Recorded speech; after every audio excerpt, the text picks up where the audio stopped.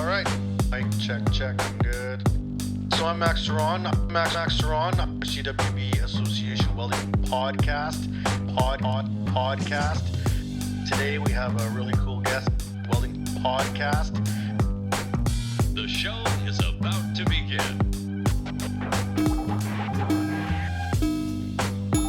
Hello and welcome to another edition of the CWB Association podcast. My name is Max Ceron, and as you can see, I am on the road right now, but I did not want to miss the opportunity to interview our good friend here, Weston Spencer. Weston, how are you doing today? I'm really good, man. Thanks for having me on the show. This is an honor to talk to you today. Well, you're in your shop. You look like you got some something going on your face, and like you look a little dirty. So, what were you doing today? Tell us about the day. So my shop here is a little part-time shop. So I'm building a railing. This one's actually for a friend of mine building a house. We're doing a horizontal railing, 2x2 post, 1.5 inch, or 1x2 top rail and half inch, pretty basic handrail. But it's like 80 feet of it. So I got like a 3-day project going on here. Did you have to like make a jig to put the pieces together, or you already had one, or? I did use a jig on this one a little bit just to help it all keep straight. I do have the Picket Master that's mine, but I decided not to go with it this time to hold all my pickets exactly straight and easy and not have to do any extra work at all, just to make life easy. Like extra 30 hands. Oh, it's nice. I just built a bunch of third hands to do this one. I didn't have enough for this job. So I'm all about building extra little tools to make the job easier. Yeah, I want to get to that later because I find it interesting. And as a person who has, tried to invent things, and I find it a very interesting, I guess, way of thinking. Not everyone thinks like that. Some people do, some people don't, right? Oh, it's very true. And I'm always like making tools and everything. That's kind of what I look at myself as, is more of the fabricator guy who's just going to come up with the way to make it easier. Even at work, I do that so much where it's like, oh, that could be an easier job if we made something, spend a little bit of time to make it easier. Yeah, but for then sure. The inventing part's been fun. I really like that. Awesome. All right, so let's start with where you are. Where are you located right now? I'm in Salt Lake City, Utah. It's finally getting springtime here too, so it's awesome, except for we have way too much snow in the mountains, so it's flood season's coming pretty hard this year. Yeah, I normally live in Regina, Saskatchewan, where we still got quite a bit of snow. It's cold. We're right in the central Canada, but I'm in Vancouver right now, and it's beautiful. There's like flowers and stuff, man. Oh, awesome. Yeah, that's how we are here in the valley. It's flowers and tulips are coming up, but up in the mountains, we got 15, 18 feet of snow in places. It's pretty intense this year. So did you grow up in that area? I did. I live about a mile away from the house I grew up in. Oh, really? I've gotten away a few times, but I actually live not very far from where I grew up. My mom's a mile one way, my dad's a mile the other way. It's kind of wild. So, I mean, you must like it there. Yeah, Salt Lake's great. Utah's great. We do a lot of camping. We get out in the desert. We get out in the mountains a lot. And then having kids, it's such a cool city for kids. There's so much to do, and it's relatively safe. I'd say it's safer than a lot of bigger cities, which I guess Salt Lake's not a big city, but it feels that way sometimes. But yeah, I really like it. I totally get it. Yeah, and it's I mean, the central U.S., the mid, area. There's lots of nice. It's very much like where I live, so I get it. The flat, and then with the mountains on the edges, and you can kind of do whatever you want, depending on how far you want to drive. Oh, for sure. And that's what's cool. Like skiing's 40 minutes from us. The desert camping's an hour and a half, a little bit 3 hours, like Moab areas. So we could really get some fun stuff. And then everything a city has to offer is right here. You got all the restaurants. Where I live in what's called South Salt Lake City. It's its own little city, and it's one of the older suburbs. And within a mile, I could probably eat 50 different types of ethnic foods. Like everywhere around the country, around the world, thered that to eat right here. That's awesome. Pretty cool. I just had Lebanese food for lunch. It was delicious. Oh, awesome. We had some what did we do today? Korean? Yeah, we had some Korean today.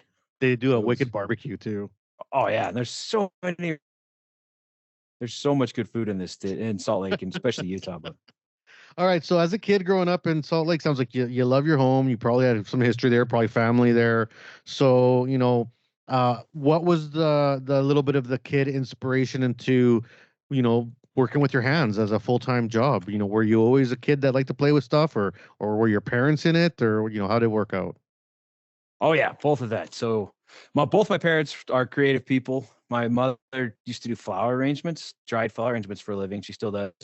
She did that for all growing up. So I watched her be creative and be decorative. And then my old man was a diesel mechanic for the county. So he was fixing everything around the house and everything at work. And it was to be a mechanic, you got to be a welder to be a good one. So he was a pretty decent welder. So everything we did our own. One of the first projects I remember welding on, I had to been 10 or 12, and he's building bumpers for his new truck.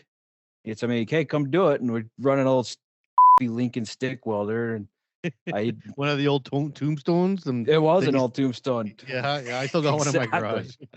I had one. I just got rid of it finally. I was tired of it taking up space. And it's heavy. Like they're heavy. Oh, they eat though. They could do it. But yeah, so I got into it early. Always around him fixing things and then playing with Legos and RC cars and building anything I wanted. It's just always been a part of me. It's never really felt like a maker because that's just how life is for me. Yeah. Well, especially if you got it around you and your family, then no one's going to stop you, right? Oh, exactly. They were pretty good. I remember taking all my dad's tools apart and like that, taking all my toys apart and just learning how stuff works by getting after it. Did you have like that?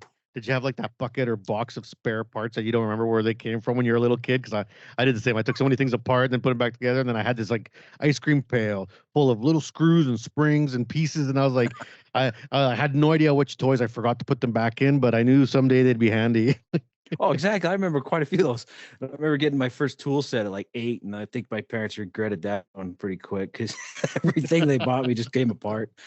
I remember a really good toy was those erector sets. I really learned a lot playing with those.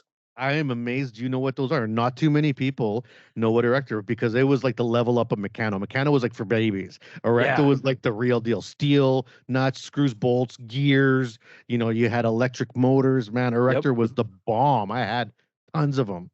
Oh, they were super cool. I remember Ferris wheel, getting the motor to work just right, learning a little bit how electricity works. And then I think my dad picked me up a real kind of cheap drill to make life a little easier to be all those little, they're always those stupid little square nuts that nothing fit on other than their little screwdriver. And then a flat head top, so you just slide out of it constantly. Yeah, right in your finger. I've got my 11-year-old playing with them a little bit. He can't quite see he's not loving them as much. Neither of my kids dug them. Neither of my kids, like my kids in the trades now. My my daughter went into arts, but I tried pushing it on both of them. Like I had a bag full. And I was like, check these out. And they're like, did not care. I was so like crushed. I was like, man, these were like my favorite toy. Like my kid, he played with them a little bit. He's got them in there. He'll pull them out every now and again, but he's more a Lego guy. He loves those things.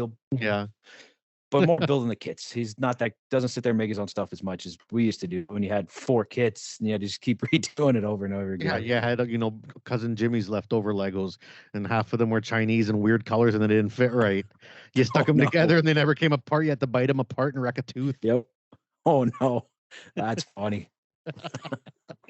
All right, so you're growing up in Utah. You obviously got the trades around you. Everything's going well. You're getting to high school. What's the plan? What are you thinking coming out of high school? You're already trades driven, or you got somebody being like, hey, try university or anything like that? No, nobody looked at me and thought I was going to university. Not one person, I think. They could barely get me to go to school enough. So, yeah, right. Going right into high school, my old man got me 82 Isuzu Pup with a diesel in it. It was a farm truck, and into high school, like 14 or whatever. I get that pretty early. My dad's like, "Want to make it 4-wheel drive?" Sure. So get into that, start ripping it all apart, doing that, and going into school, of course, get into auto shop, taking that, and I think for a while there, I was doing half a day in auto shop, half a day in welding class. And the welding instructor didn't know how to weld. So that's not so uncommon in the world, He was the auto shop guy and had no idea. So luckily my old man would just come over to the class with me every show me how to do it. Let me use That's it awesome. on the tools a little more there. But yeah, nobody was trying to get me to go to university, which could have got into engineering sometimes to know a lot more. That would be a little better, but that's okay. I had to Hey man, teach it's not myself too how to late. do it. Not too late. My mom went back to university like almost 40 years old, and she learned a whole new trade. Oh, that'd be great. Yeah, I don't know if that's going to happen with me, but I don't know if I could sit in the classroom at all anymore. Yeah. So what did you do after high school? You finished school, and then what do you do? Yeah, so right at high school, while I'm in school, my dad started mowing lawns and all that, like we all do, and got fired from that for taking too many breaks. And then my old man's like, "Hey, you're gonna get a job at a welding shop." At about 16 during high school, he drops me off at the local ornamental iron shop. So I'm still doing kind of the same thing I've done my whole life. He drops me off there, and that's 20 years ago. Says, "Go take a weld test and see if you could get a job." Of course, yeah, they're gonna hire this young kid easy. So I spent 2 years, or almost, it was 4 years off and on, but 2 years straight for him.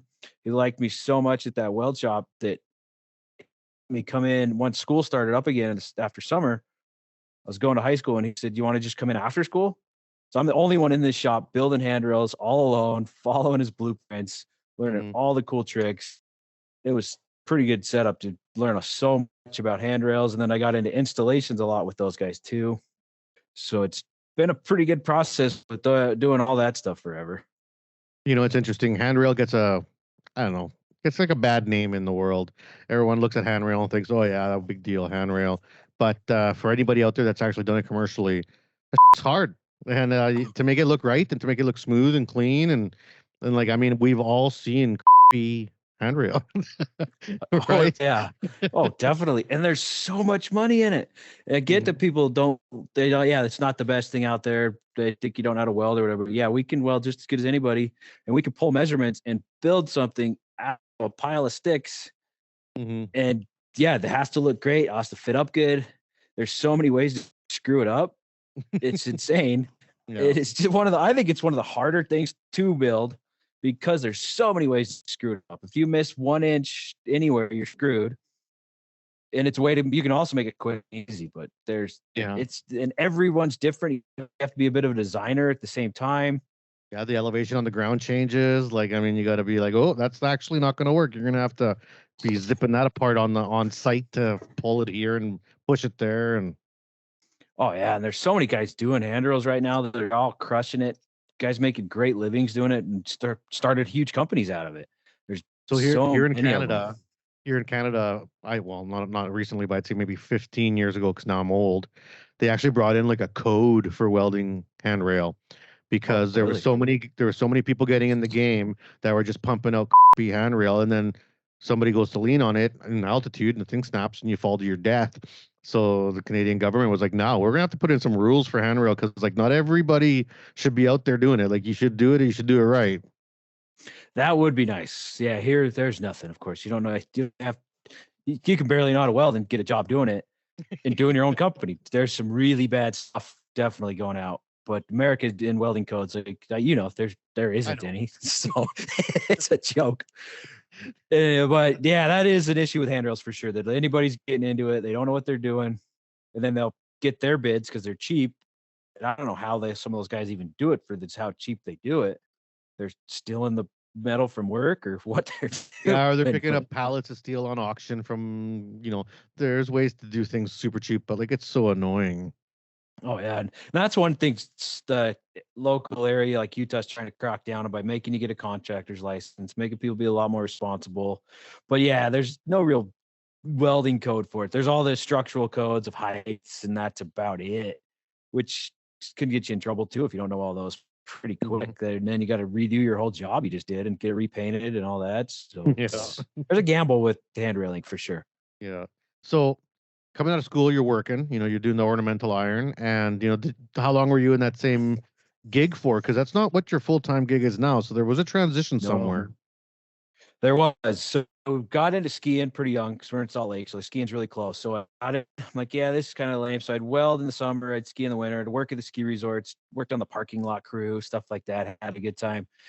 And then I got into wildland firefighting, so I quit all the welding, started doing that summer. all over the state, all over the West, and I hated it. It was terrible. Worst job ever, which sucks. I had I've crew. always assumed that that's not a good job.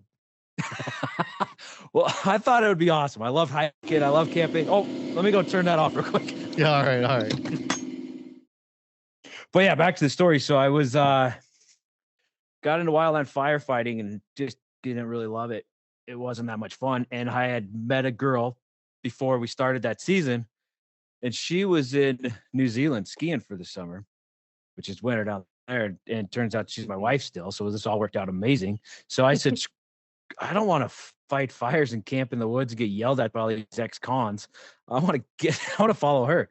So I got on a plane, got to New Zealand, and I applied for a visa before I left, but I never heard anything to work there. I just was going to just go till I couldn't go. And I was hoping I'd work or whatever. And I didn't know. And when I got into the border, they're like, you applied for a visa. Do you want to work? I'm like, sure, I'll work. So they give me it's like a 1-year visa, I think I had. Yeah. And I go up to the ski resort and start skiing around with her. And she was pretty good with the bosses. And they found out I could weld and everything. Like, you want to be a ski lift mechanic? I'm like, yeah, that sounds amazing. So they just said, okay, you got the job. So I started with them fixing ski lifts up in New Zealand on a volcano, an active volcano, which was really awesome and really old equipment. So we'd go around, ski all day, check all the equipment, grease everything, change shivs when they wear out. It was just an awesome job. A lot of electric motors and gears, I'd imagine, Oh, tons of it. It's just like being a millwright pretty much, other than in the mountains, and your equipment is a mile long. Pretty awesome stuff. I really love them. And so we got done with that job, came back here, and I started applying for jobs here to be a ski lift mechanic, and nothing really happened while I was out of the country. That's hard to get a job out of the country like that at that level. Yeah. So we get back and go back to welding for a little while, back at the same shop, and it was the same old it always was. So it wasn't always fun. The pay was not that great. And then started applying again for lift maintenance jobs around here because I really wanted to get back into ski lift maintenance because it was super cool. And I got a job here right in Park City at one of the ski resorts there. And I've been there ever since. And I was 17 years ago. So I've been there for quite a while. Awesome. And it sounds like a place where there's probably not a lot of staff. So you're going to have to kind of figure out everything on your own. Oh yeah, there's no schooling, nothing like that. So you're just getting. I've never seen that in the calendar being like, ski lift mechanic. No, and it should be. I know it is for you guys. You guys do have a ticket for it up there. Yeah. I'm pretty good friends with a guy. He's the millwright on Instagram, and he was a lift mechanic for a little while, and now he just works at one of the sawmills. And he's telling me they have tickets for it. And down here, anybody can do it. You just all on the job learning. It's a little bit different. Yeah, well, we got tickets for everything up here, man. Yeah, you do, which is good. I've worked with a few guys from up there, and it's a whole nother game. You guys know what you're doing. Down here, you never know what you're going to get when you hire a guy. It's off hit and miss.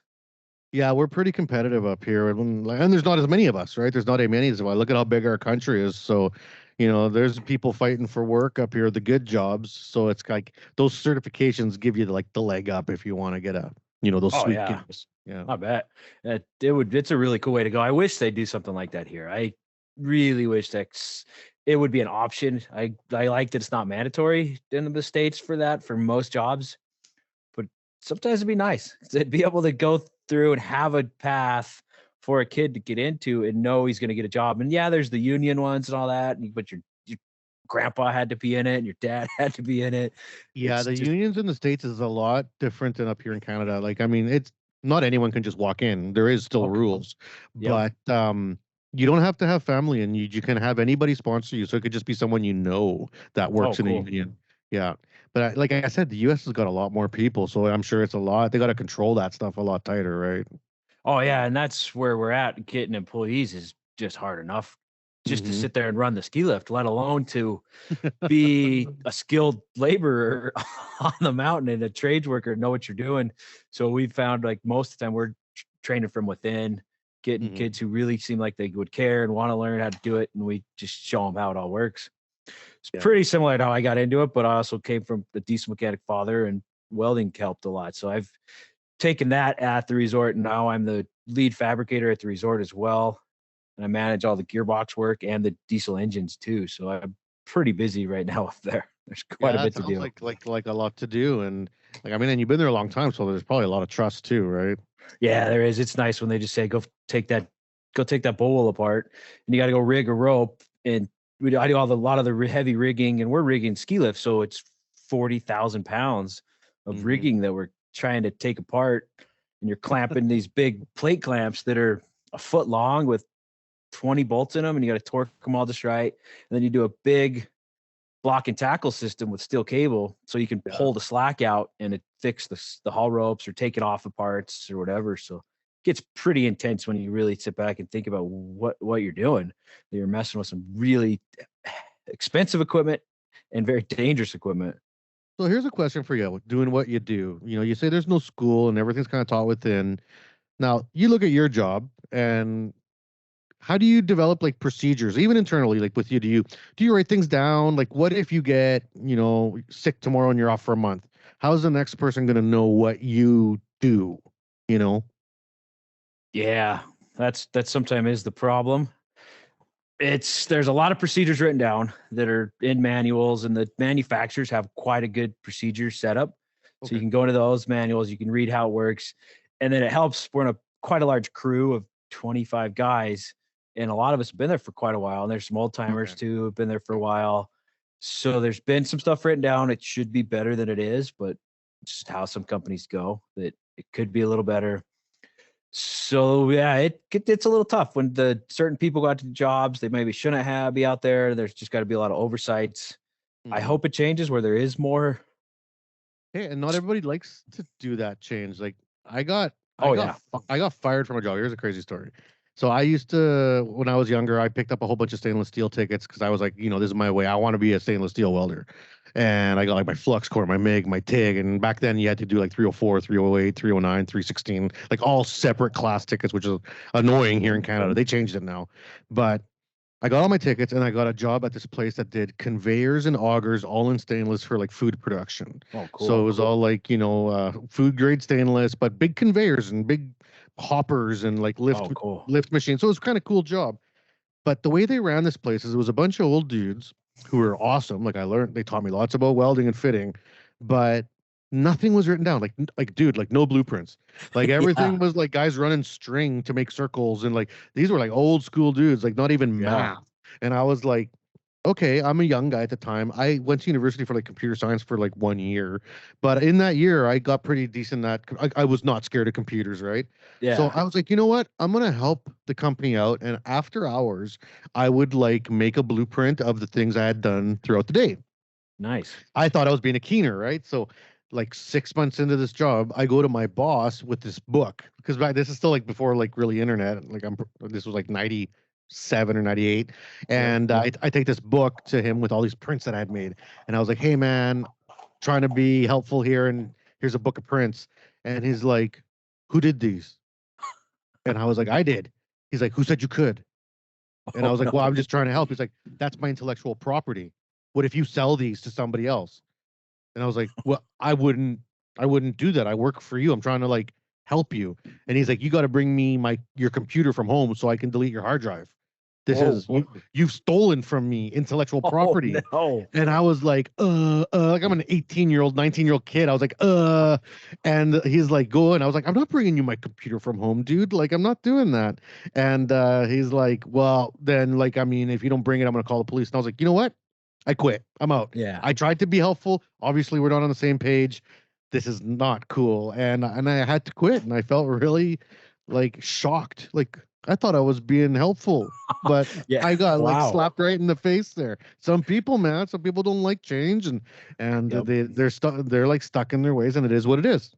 Yep. I've seen that happen at work before. That same thing. Something similar happened like that, where a guy made a thing and he thought he could sell it, and like no, you built that here.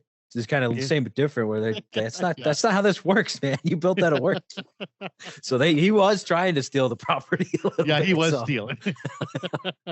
You know, Yeah, and I should have kept that book. I left it there on his desk. I'm like, I should have. I knew how to Oh, make those yeah. conveyors better than they did. Yeah, usually that's about how it works. Yeah, it's getting better where there's a lot more training and there's more oversight. And then there's ANSI codes down here, the state federal codes that we got to follow and everything gets inspected by an insurance inspector, and he's the state, and then they have a state transportation inspector. So it's You got kids or pets over there? I see. I got kids. I'm trying to shoo the one away. She loves doing this. Anytime I'm doing something important, she wants to make sure I know that she's there. Now I'm in trouble. It happens. It happens. Yeah. She's a sweet one. She's the one that likes me, so I got to be careful. All right, so let's get up to modern day now. So you're working with the ski shop, you got, or the ski company. That's your full-time gig, but then you got Salt City Steel. So Yep. When did that start in the time between getting into welding, coming back from New Zealand, and then getting into the trade you're in now? So Salt City Steel it's a side shop, side little company. I would say it started the day I learned how to weld. To be honest with you.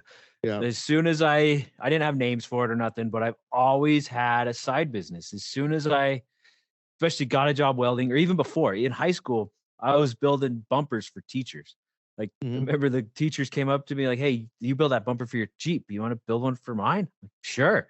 So I would say forever. And that's one thing I really push on these young welders and any welder is you can always work. You can work at work, you can work at home for not that much money. You get a few machines. And you can start welding a grinder, a cheap welder. Like you were on your show the other night, you talked about like $100 welder and just go to town and make some money, get better at it. So I've always had this side business. We used to do farmers markets. We do fun flowers and stuff like that and sell at the markets, teeter totters, fire pits, just whatever we could come up with. And I hated going to the shows and selling that way. Drove me crazy. You'd show up and you'd spend all week building all this and you'd set it out. And then the one thing you thought wouldn't sell sells. So you got to build that over and over again. And the thing you made 30 of didn't sell at all. Exactly. The one you loved and thought was going to be awesome. And we were making cool stuff, really awesome, giant flowers that were 10 feet tall and huge moons and suns, like for sides of barns and stuff. That had fun time. My wife helped me do that. She would get out and plasma cut with me. Awesome. So we were always doing that. But then I've always done handrails forever. Like anytime anybody would be like, "Hey, I need a handrail," they'd somehow family would all reach out and friends of friends. And so it's always been a kind of more of a handrail and fencing shop, I would say, and trailer repairs, everything like that. My dad's buddies would be needing ones. I remember I've probably worked for half of my dad's friends or more. That's most of the time. And that's normal it's a very old school way of looking at your hand skills, which I value. Like, I think the same thing. I got a skill, and my skill's unique. I can weld, I can work with steel. So I'm valuable to the society around me because this is my thing. Just like the plumber is valuable to me because he can fix my freaking toilet. Thank you. You know what I mean? And that's my role. And so, I fix the neighbor's chairs.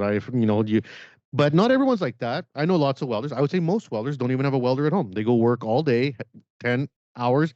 God love you. You build the things we need and we buy and we consume. Thank you. We need everybody. But I wasn't like that. I would be working at work and then be thinking about the thing I was going to make at home that sometimes didn't even serve any purpose. Or I would steal like scrap steel from work because they're like, "Oh, we have all these pipe cutouts. We're going to throw them out." And I was like, I can make something out of those.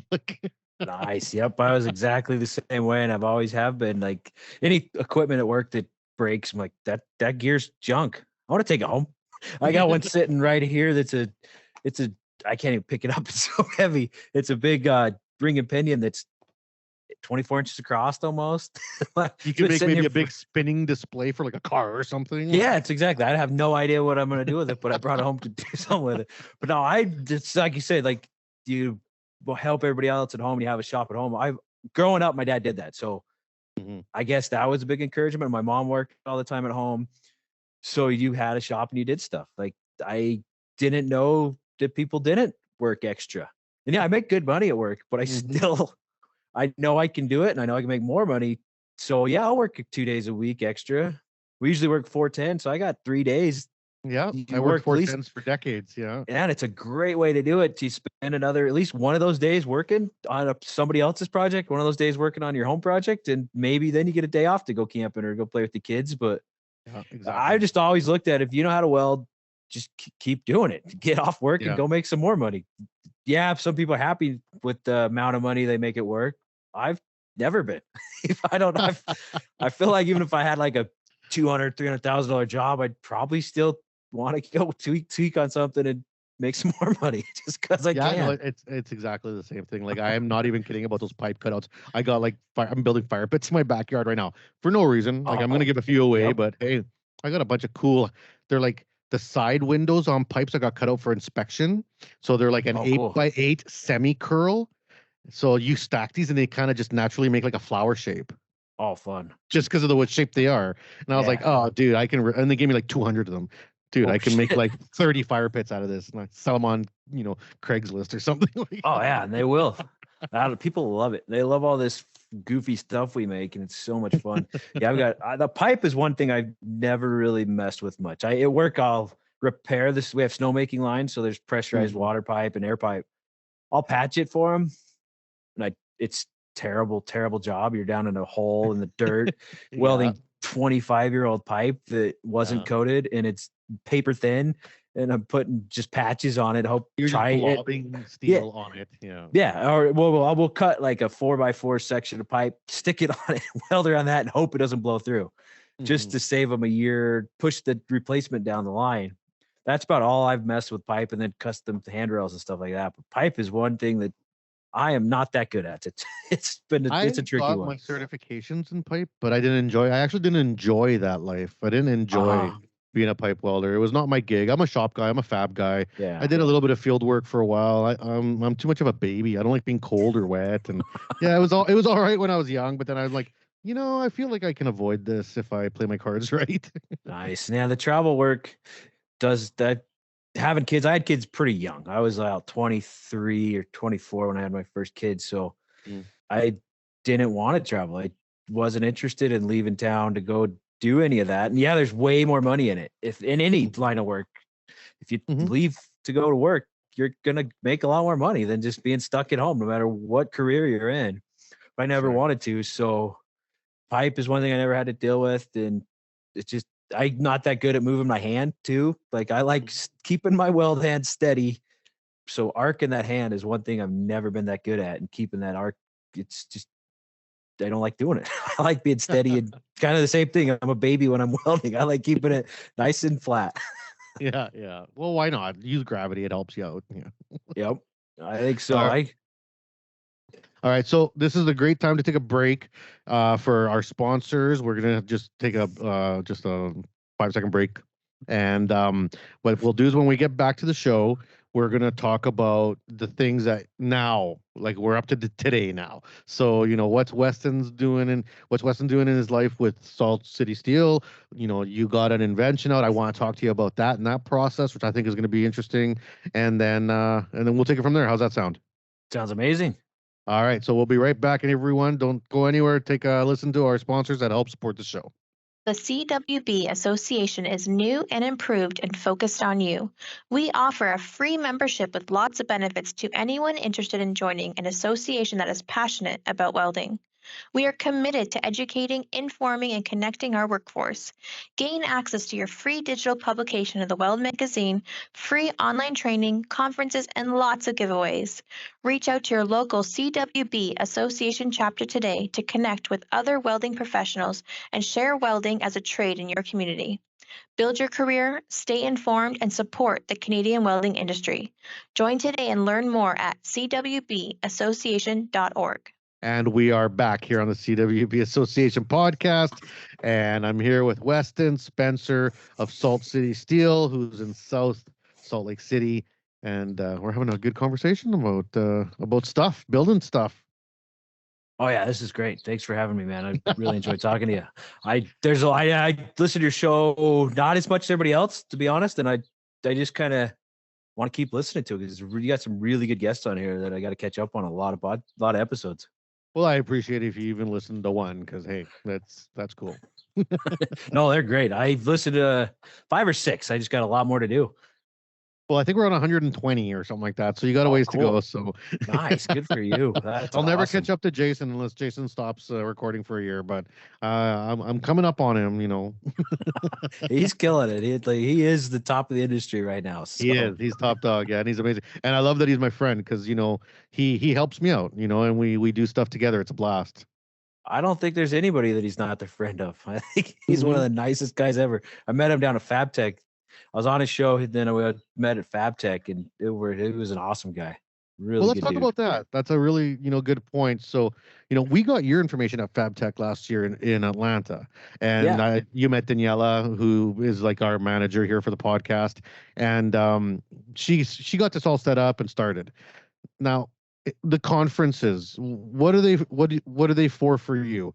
Are they just a place to go have fun and meet other welders and see some machinery, or do you go there with the business hat on of Salt City Steel, or what's the purpose that you have? Definitely. This was my first conference I actually got to go to. Finally had enough money to go. Company's not really sending us to work. So I went as Salt City Steel, and I went mostly because of the Picket Master. That's grown what I'm doing. It's changed my life almost, especially in the welding industry. It's got me on Instagram big time. I'm selling them like crazy. So we're like, let's go there. We'll try to sell it at Fabtech. I didn't get a booth because it was ridiculous amount of money. Yeah, they're expensive. Yeah. Like I have one there every year. It's like, yep. Yeah, I found out how much that was, and I was like, oh, let's just go and find out how it goes, which was amazing. I met tons of people. I got everybody that I've talked to online was mostly there. It was really fun. I wish I could have done a booth. I wish I'm at that level. I'm not. I don't know if I'm at that level with the Picket Master yet. I think it would blow me up. So it's kind of a scary thing. Do I commit to a booth and change my life, or just keep going and killing it with it, but not quit my job type thing? I think that could happen, but it's a scary one. So yeah, we're at the conferences just talking to everybody. Yeah. It is. It's huge. And I love my job. That's the hard part with this. I get that question a lot. Like, when are you going to quit your job and go full time? Like, I don't know. I don't really want to. It's hard. Everything is good right now. Yeah, I just work a little bit too much, but whatever. I do love my job. The benefits are great. The pay's great. My kids get to come ski while I'm at work, and I get to see them, and they get to ski. They get free skiing, so it's hard to beat and want to quit. Think like a franchise. Make your home shop. Hire 1 or 2 guys to just work on the weekend in your shop at home. I might have to think about that. I don't know. Yeah, I did that for years. Did you? And I started moving up with my personal job, and like now I'm the director for the CWB, so I'm busy as. But I still kept my company and my shop at home. I just hired. I got 1 or 2 buddies. Oh, cool. One's a machinist who knows a little bit of welding. The other one knows more welding, but he's not as good a fabricator. Between the 2 of them, I'll be like, "Hey guys, Saturday, Sundays, you want extra money? I need X many of these." They know the products that I make. They know the customers I have, and then they can. And then I pay them, and I take. Like, I mean, you don't make as much because you're not pocketing at all. You're paying out wages, but at least you got the customers happy. The product's going out, right? And it's like you didn't do it, so it's not you take your cut, right?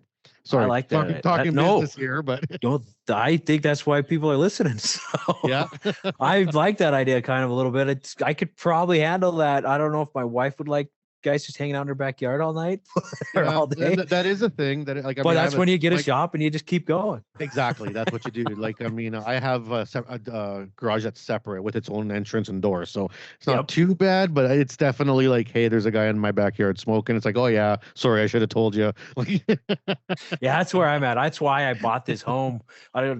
Can't really quite see from here, but it's a 35 by 35 cinder block shop. Okay, with 4 doors. It's got 4 bay doors, which I can only drive into one of them. It used to be an auto shop. The old man built this and lived out of the house and ran an auto shop out of here for who knows how long, 50 years or whatever. It doesn't as soon as I saw it. No pit. There is some drains that I don't know where they go to, and I don't want to find out.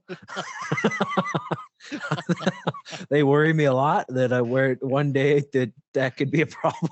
If you hear any breathing coming from one of them, it's either some crazy crocodile or a Ninja Turtle. So you're gonna be all right. I'd love to have a Ninja Turtle helper. That'd be awesome. I worry more it's like an oil pit in the backyard that's sitting there. That Yeah, that would be scary because then you don't ever want anyone to find it. oh, that's why we don't want to dig that hole up. No. But yeah, we were at Fabtech. It was an awesome experience. Definitely gonna go back this year. We already bought tickets. We're gonna be back again. I'm hoping this year to actually maybe sit down in a booth with somebody for a day or two and show off the Picket Master a little more that way, hopefully. Yeah, do a little collab. Collab work is smart. Yeah, I'm gonna start reaching out a little more. I'm pretty good in with rock mount. I'm kind of a Oh yeah. No, they're not really a super- rep, but I do a lot with Chuck and them at rock mount. So Yeah. maybe they'll do a booth this year, hopefully. Chuck's a Canadian, man. He's is. awesome. Yeah. And then one of the best. I met a great friend with Dan over at Banditos. I'm actually wearing their shirt right now. Oh man, Through I was just Chuck. wearing, I have I was wearing their sweater today. Yeah, like Yeah. I was out So walking good around. And my old lady too. She has the girl one. She loves their sweaters. Yeah. Oh, they're great. Same thing. Well, I got this. Chuck sent it and ended up sending us, or sorry, Dan sent one for both of us. We met them, had a great meal with him at Fabtech, and he's actually got the Picket Master in his stores right now. He's the only store I'm in because I kind of dab playing with that water, seeing if that's a route I want to go. And so far, they've ordered quite a bit, and it's been kind of cool to partner with him a little bit. Yeah, no, he's doing good. He actually called me right before he headed out to Vancouver because he was actually driving close to my hometown in Canada this week, and he was like, "Hey, dude, I'll stop by. We can go for some beers. We can hang out. Blah blah blah." And I was like, "Dude, I'm actually just leaving to go closer to where you normally are." So we like flipped places, but no, he's He's awesome a busy dude. guy. Holy, he's a busy guy. I'll message him, and he's either on vacation or he's traveling to go work. So Yeah. I don't think he's home very often. No, I don't think so either. So yeah, hopefully we have a good Fabtech again this year. That was my first one, and this one going into it knowing you got to be aggressive. You just got to get out there and bug people. And if you got friends, use them. Yeah. Make sure that definitely. you follow them around and make sure like you ask. Like I remember the first few years I went to Fabtech, I was probably super annoying. It was a while ago, and it was like I'd be like, I didn't know anybody. I'm just coming up, into that world. And I remember being like, oh, I know them. And being like, what are you doing tonight? Where are you going? What's happening? Where's the supper? And kind of I was probably not the funnest at the beginning. That's But you okay. gotta I do it. realize that's what you're there to do, right? That's what you're there to do.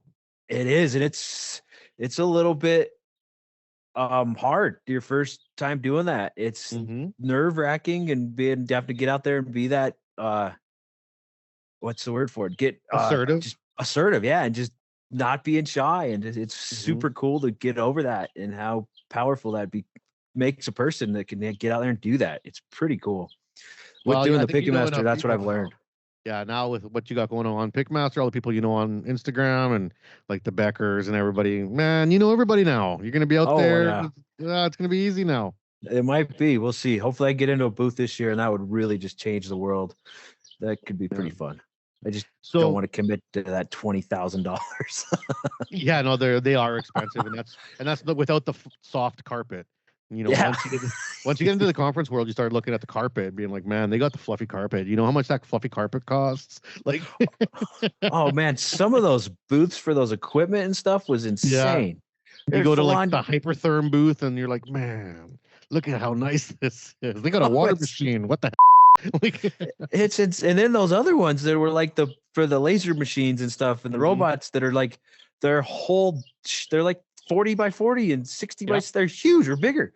They're just insane. I was not really expecting that as much, that it was so much manufacturing. have you been to a Chicago Fabtech? No. Oh man, you're gonna get your socks blown off. Oh, it's even bigger, huh? Cool. Oh, Atlanta was a baby. Atlanta's a baby compared to Chicago, man. Like this is the real deal. Everyone was talking because 2 years ago Chicago was just coming out of the pandemic, so it was like not as big as normal, but probably still bigger than Atlanta. Oh, wow. That's crazy. So it's crazy. Like it takes a couple days to get through the whole conference. Oh, wow. It'll be fun. I was really hoping for the Vegas one because being so close, that would be maybe the year, but I guess they just changed that to that's not happening. Yeah, it's going to Florida now, which is all right for me because I've never been to Florida. So like, I've only been to the airport. So I guess it'll be nice for me to be there. Yeah. Nothing's wrong with Florida. It can be pretty nice. I there's some good beaches down there that are not in Orlando, but Orlando's a little different. My kids might want to go to that one. Awesome, man. So let's talk Picket Master. You know, you said you were a fidgeter. Yeah, you got the. I got one right I've been here. following it. I actually, when we stopped recording, I had an idea that I want to talk to you about that thing. Let's do it. But you know, why? What the? You know, like this is it's a take on a simple concept that is obviously very useful immediately. You know. So I didn't invent it. Truthfully, Okay. I'm sure you maybe seen a few out there, but when I got into this game for 20 years ago now, I've got that creeped up pretty real. I was weird how Pretty 20 quick, years yeah. happened. Yeah. So that old shop where I got in high school, he had a bunch of tools that were very similar. So I learned how to space pickets with a very similar tool. And of course, you know, I do the math, whatever. That was part of your job to learn both. But every table had a tool like this. And all the tables had them, and I never could buy one.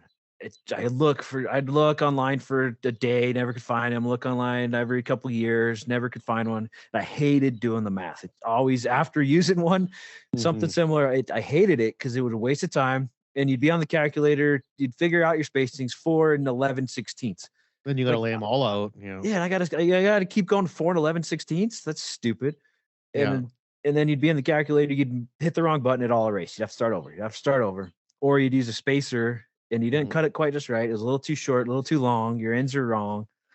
So I hated doing it. And then about pandemic time, like we all were, we were sitting around kind of doing nothing. Yeah. Well, I got to work right away. People started wanting more work still, but we're sitting there and I'm like, okay, I want to do something. I grab my kids' Legos and I'm playing with those. And I just made a Picket a equal spacing tool. I didn't know what it was called at the time. I just made one of Legos. I'm like, okay, let's go buy some flat stock. And I cut one and drilled one out of aluminum, and it worked out great. It was a ton of work. Wasn't that accurate. Yeah. But I was like, yeah, we're gonna start selling these. So I got on Instagram and did a couple videos, how to's and what it is, and started just bugging people. Started bugging people. I would get on there and spam the out of everybody. I type in railing, get a hashtag railing, and it would just go, hey, you guys, check this video out. I just made this really cool equal spacing layout tool. My wife came up with the name. So we got a name for it. We start selling them, dude. I'm like, holy we're selling these. Now we got to figure out how this works. Never sold online. Didn't know anything about that. Didn't have a clue about how to take payments and everything. Anything, how to take payments, how to deal with websites, how to deal with out-of-state taxes, all that stuff. So there's tons of nerve-wracking things, and it's so slowly figure it all out. Yeah. Start bugging people. They start buying. I'm like, it's not stopping. So then I build a bunch by hand, and you know how repetitive drilling works. It doesn't work. Yeah. It's very spotty. You build a jig. Yeah. I'd have these cool jigs built, the vacuum sucked and everything. Drill them through at once, but then the drill bit will wander. Yeah, couldn't do that. I had to do one at a time, sitting there doing one at a time, drilling all these holes, and it was driving me nuts. So I started getting them laser cut. I came up with that idea. Let's look up laser cut. Get them laser cut and show them like, oh, it's over. This is it. So I got them laser cut. Now I get them all laser cut. I order tons at a time. They show up right to my door. What steel are they made? Are they still made out of aluminum or what are they made out of? So now they're stainless steel, 304 stainless. I get a B2 finish or 2B finish.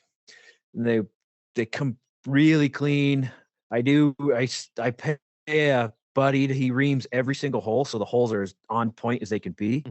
So one at a time, he's sitting there making the holes exactly. The hardware's perfectly fit. I sit there and put them together. You can't have any loose pieces or else it throws the measurements out, right? Exactly. Yep. Some of those first ones I was hand drilling them. The bolts wouldn't quite fit, so I'd ream a little bit out, and then I'd find out that they were a little bit out.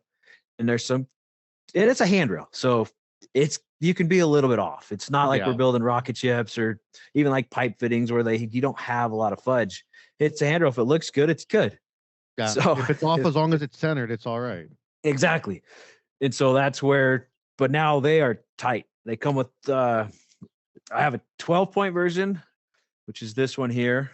To the listeners, it has 12 different points. So your ends, you got to scrap those. So it's really a 10 pickets is what you're laying out of time. And then I do a 7-point, and it's the same exact sizes. So it goes from 1/2 inch closed and all the way up at 6 3/8. So it opens up quite big. So it works for even like a very large pitch trailing with large, even like 1-inch pickets. It's going to work for that. And the 7-point, I've kind of made that smaller version for your regular fabricator, your more traditional guy who wants to do stitch welds, base plate holes, just basic rivets, coat hooks, stuff like that. I got woodworkers using them for coat hooks and spacing out holes that they're working with, anything like that, so that you don't have all those extra points that you're messing with, but it still goes to that 6 3/8. And do you have to measure the first dimension for it to stack all the way down to the end? Is there still you have to manually measure? It depends on how you're doing it. So what I like to do, so most panels that I build, and I think most guys build, are maybe 10-foot panels or so. Maybe there's those giant 14, 15-foot gates. So at that point, you can measure it out, and then you can set it. You spread it out, get your 4 inches or whatever exactly you want, lock it up, and then it'll stay in place, and you can move it or down the line and just keep marking. That's a really good way to go. Do you just have to lock one spot and it locks the whole thing? So no, each one comes. The 7-point comes with 1 wing nut, and the 12-point comes with 2 wing nuts that lock it in tight, and it locks pretty dang tight. They're just your basic wing nuts, so it's not getting really tight, but it will lock it up pretty well. But for what a larger panel that's maybe let's say 8 to 10 feet long, it works really good to find your center of your panel, and then to turn that into your center picket, and then you move it over and do 1/2 and then the other half. And then you don't have to measure anything. You just stay under code. So if you're doing your basic handrail, simple one with 4-inch spacing and a 1/2 inch picket, your max on center or from one face to the other face would be 4.5. You stay under that and you're golden. Know you're under it, and you just keep going down the line until you're done. And they're all going to be exactly the same. It's pretty fast. At what point after you made the first ones out of aluminum that you were like, because you sell a few to your friends, okay, cool. You sell a few to some people and they're interested. But when did the light turn on to being like, okay, I can maybe make a run. This is my thing. This is the thing that I can have, right? For the first 6 months, it was always, let's just buy a few. Let's just buy a few. And they'd sell. Like, it's not going to stop.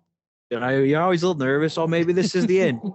Like, we can't keep going. We'll just, if it's our last month, it's our last month. And we're like 3 years deep. It just keeps going. It's shocking. I got another kid visiting right now. So yeah, that's all right. But so it was, I sometimes still feel like it might end at any minute, but I feel like we've been pretty consistent for 3 years, and it's just keeps getting bigger and bigger. So, well, it is the rule of construction. If you build it, someone will buy it. And that's like, I had somebody point that out to me in a really simple way that I always think about, that, the dollar store. Yep. And all that in the dollar store, someone's buying it. Yeah. And loving it. Someone's buying it and loving it. And behind every piece of in there was an inventor that was like, this is my spatula and it's only 30 cents, but whatever, this is mine. And guess what? Somebody buys it. And that's just the way it is. If you come up with an idea and you build it, there's going to be a market. It's more about how well you manage it after. That's where people crumble. Can you run the business? Can you make this grow? Can you sustain it? Because that's the hard part. Oh, it is. And I think so far we've been pretty successful. We're starting to branch out and have a few people assemble them for us. And that's really helping out. It's helping me out because that's like 3 jobs practically. Mm-hmm. And I've had so many repeat customers. That's pretty cool. Even those first aluminum ones that weren't that accurate, they've all bought new stainless steel ones and they're happy as can be. And they'll have 2 or 3. I've got guys that have them in their trucks and one in the shop. It's pretty awesome when you see a repeat, and that makes you feel like, I did it right. Now those sharp ends on them, can they come off, or like they look a little dangerous? They're sharp. So they are very sharp.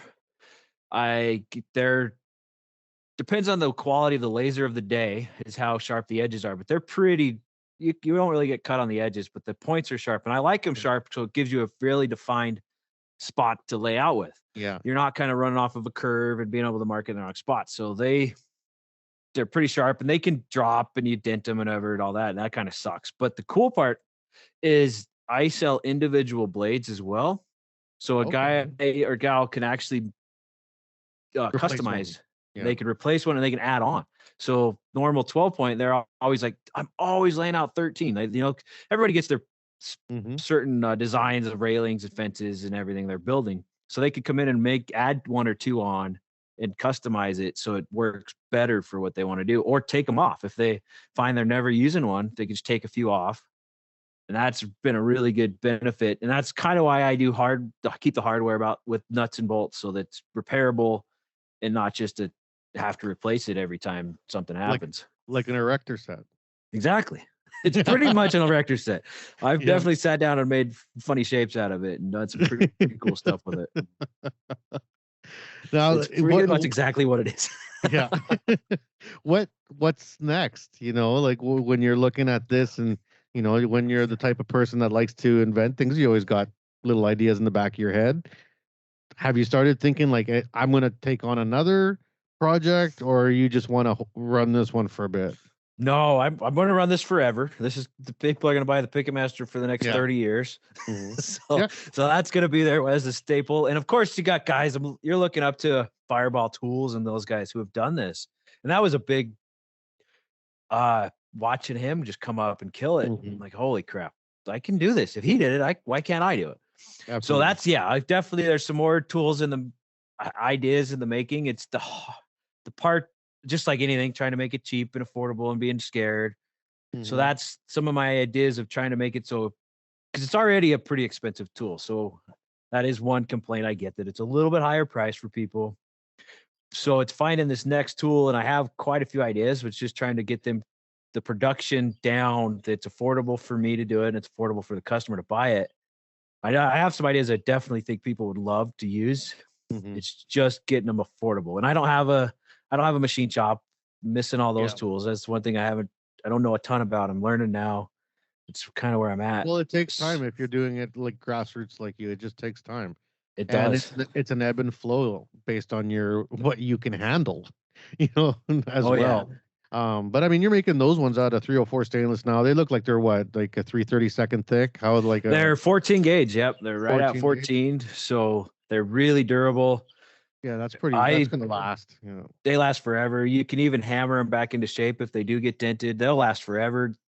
They're in the hardware is mild steel, so it won't really cut into the stainless, so nothing's really rotten out. So it's all repairable. Yeah, you can't put stainless on stainless for bolts. They'll jam so bad. It sucks. Yeah, they'll bind and jam so bad. Unless you put like a urethane bushing or a plastic bushing underneath it.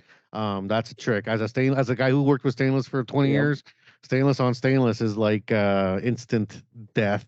Oh, it's the worst. I found that out. Because a few times I thought, let's go to stainless hardware. That would be cool. It'd be easy. It'd be great. And then I do that. I'm like, no, this is terrible. You got to screw those nuts on and they just lock up. Yeah. They lock up. It doesn't let you back off. It's like welded. It's like gone. Yeah. They're done. They'll just snap. Yeah. So I stopped doing that real quick. That didn't work. I learned that the quick way, because you'd get the slag from the laser would come in there too. And I think that would be part of it. And then just pushing through, you'd pick up chunks, and it didn't work. I don't know how they even put stainless nuts on any stainless bolt. It doesn't work. Well, they do it in only one direction. They don't plan on coming off. Oh, okay. I've seen too where you can use wax. They'll get your stainless bolt and just dip them in hot wax real quick. Or there's that copper coat. There's a product called copper coat. Okay. It's like a copper paste that kind of like anti-seize. Yep. And then you can put it on the bolt, and it stops the stainless from binding. Yeah, I'm not going to do that. No, that's too much freaking work. That is messy. Once you pull out some anti-seize, you're covered in that stuff or anything like that. You're just it spreads like crazy. Yeah, it doesn't smell nice either. Ooh, no, I haven't seen that stuff. Yeah, I don't mess with stainless a lot. In my shop, it's mostly a mild steel shop and an aluminum. Good little bit. We're not like Florida or in Utah. Everything down in Florida is all their handrails are aluminum. So I got tons of guys building aluminum railings with the Picket Master, and here they're like, how does that work? I'm like, yeah, you don't touch that stuff here. Everything's steel. Yeah.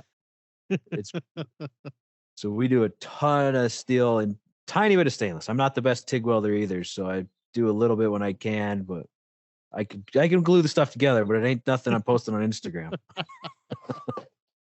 Yeah, you gotta be careful with what you post on Instagram. And everyone's like, "Oh, this guy's no good. He's no good now. I don't like him." That's definitely true. There's a few of this. At least it's positive. The Instagram, it is the most positive social media platform out there. I'm on TikTok as well, and man, there's some hate there. It gets insane. I haven't made the transition very well. I have a TikTok account that I barely have opened like 4 times in a year. Oh, Because every time I stay go in away. there, I'm flooded by the algorithm. I don't understand. I'm like, why would I be interested in any of these things? And that's all I'm getting. And it scares me. I run away. Stay away, because once you do get it and you start watching those videos, you're just addicted. It is. It's like crack. It's bad. That's what You I've don't heard. even know That's why what I've you're still heard. watching Yeah. it. It's such a waste of time. But All it's right, man. yeah. Sorry, go ahead. No, I was gonna say at work, I there's a lot of sitting around waiting for stuff to break Mhm. when we're in operation. So you sit on your phone. I just watched way too much of that TikTok. Video games, man. Get a good video game. Stay Oh off yeah, social that media. is the way to go. I need to get rid of it. But then for work, I have to be Advertisers, Picket Masters all day long. So Yeah, I'm well, at least that working. keeps you busy. That's good. That's I'm good, man. working, but Yeah. I'm just watching stupid videos. All right, dude. Well, we're at the end of our interview here. This has been a blast. I can't wait to see you at Fabtech. I'll be there all week, so we'll be doing lots. Actually, we got a neat project with Becker that we're working on out there together, cool. so it'll be fun. And we definitely get out and have some good conversations late into the evening every night. So it's always a good time. Oh yeah, it gets pretty rowdy. Definitely. I was trying does. not to say that because we're very well behaved welders. We yeah. are. Yeah. Oh, no, everyone I don't- knows. Yeah, every welder does is good behavior. Definitely true. We're like babysitters. Yeah, exactly. And I love that what you're doing, and I think it's a whole aspect of the industry that people should be aware of. You don't have to do everything at 1,000,000%. You can definitely just build in your garage and stay busy, and good things come of it. Like you came across something that you could improve on. I taught a class at college called Innovation or Innovative Manufacturing. And the first day of class was me explaining the difference between an invention and innovation. And the world doesn't need more inventions. What they need is innovation. And that's what you did. You took something that you saw and you made it better. And that's enough. That's amazing. Oh, it's been great. It's a life-changing thing, and I hope people can get out there and do what they want to do. And don't be scared to put yourself out there and try what you're doing, and you think it's great, just do it. With how easy the internet is to do what you want to do and reach millions of people, it's worth giving it a try. I hope everybody can come up with something that they can do something like this with and just crush it, because it's cool. It changes your whole perspective on life, and of course your income a little bit, but more just how to get out there and talk to people, and gives you opportunities like this that I didn't have before this. I worked my off, but it never really was an opportunity. And there's so much I didn't know existed that I do now. It's been a great experience. Awesome, man. And now I was going to ask you for advice for the listeners, but you just totally just nailed that for me right there. Yeah. So the listeners, with welding advice too, I guess, just practice and practice and practice, and don't be scared. You're going to screw up, and that's what grinders are for. So have fun with it. That's very good advice. Although don't get any grinder tickets. Those are no good. Ooh, yeah, don't be a grinder. Oh God, that's a thing. You could just be a grinder up there forever. Oh no. No, I made that up. That would be terrible. Though. Oh, that would be. I remember hiring those grinder and cutter kids though. What a horrible job could being a cutter kid was. Big 7-inch grinders all day long. Your arms just vibrating. That's no good. Oh, it's terrible. All right, buddy. Well, thanks very much. For everybody that wants to know how to find your product, let everybody know all the ways to get a hold of you. All right. So I'm on my Instagram is the best way to talk to me and to anything like that. See all my videos. It's SLC at Salt City Steel. Or at SLC Salt City Steel, excuse me. And then I'm on TikTok at Salt City Steel, Facebook, Salt City Steel, and my website is saltcitysteel.org. It's kind of those are the main ones I'm on. So Instagram, right. If you reach out, ask me anything, any advice on handrails, welding, any of that, I'm here to help. I love it. Awesome. Well, thank you very much for taking the time today, buddy. I really appreciate it. Yeah, thank you. Awesome. And for all the listeners, you heard us talk lots about the conferences coming up. I'm in conference season right now here in Vancouver at a maritime conference this week, which is going to be a blast. And I'll definitely be at Fabtech. So let's start thinking about it. Chicago coming up in September is going to be a riot. And then the next month we have our Canadian version up in Moncton, New Brunswick. I got Becker coming up for that. We're going to be having lots of fun at our Canadian Can Weld, which is our big metal conference in October. So I don't know if you're interested in coming up to Canada to push the Picket Master, but we got some pretty cool stuff, and it's in a very beautiful part of the country. Oh, it's a deal. I think we're coming. All right, man. And yeah, stay tuned. Keep downloading and sharing the episodes. We love the support from the community, and that's what we're here to serve. So stay tuned. We hope you enjoyed the show.